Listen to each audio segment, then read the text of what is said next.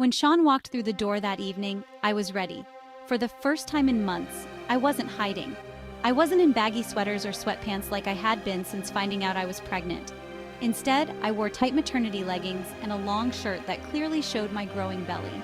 His eyes widened the moment he saw me, his mouth dropping open in shock. "You're pregnant?" He asked, his voice soft, like he couldn't believe it. I nodded but didn't smile. The table was set with a special meal I had cooked, but the warmth that usually accompanied a moment like this wasn't there.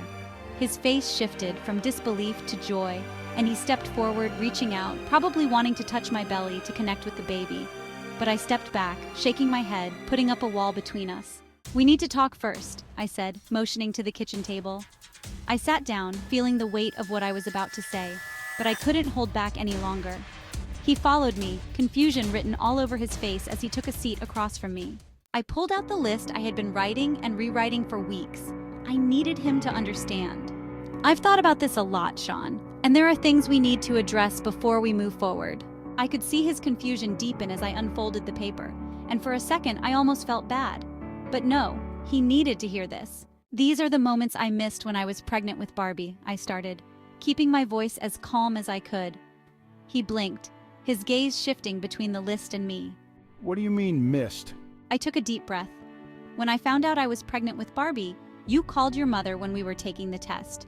She rushed over, and when the timer went off, you handed her the test, and you hugged her instead of me." His eyes flickered, and he leaned forward, trying to explain. "I was just excited. I didn't mean to leave you out. You know how close my mom and I are, and she was right there with us." I felt my frustration bubble up, but kept my voice steady. "That moment was supposed to be ours, Sean.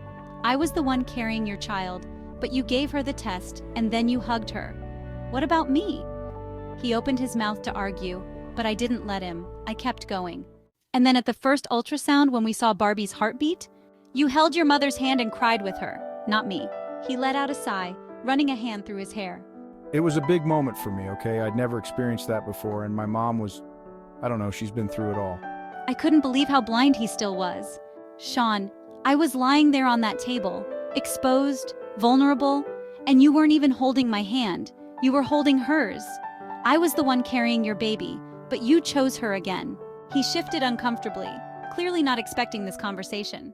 "Every time the baby moved, you'd call her.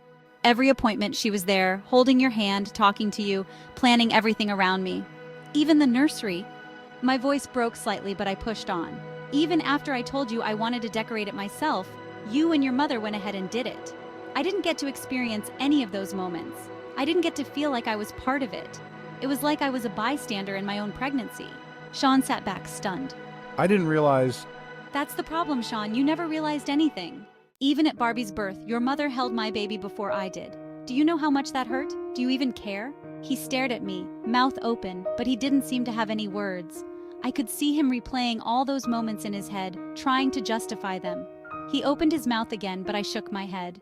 "I'm pregnant again, and I haven't told you because I wanted to enjoy it. For myself. I wanted to take a pregnancy test, hear the heartbeat, and feel the baby move without having to share it with her. I wanted those moments for myself, and I've loved it." He looked lost, like he didn't know where this was going. "So what are you saying?"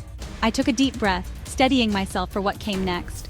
"What I'm saying is that if you want to have a baby with your mother, then go ahead and figure that out.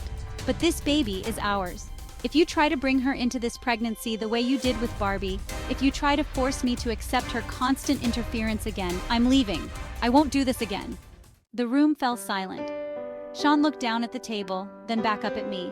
I could see the guilt, the confusion, and a flicker of realization cross his face. But I wasn't going to wait for him to figure it out. I had made myself clear. Now it was his move.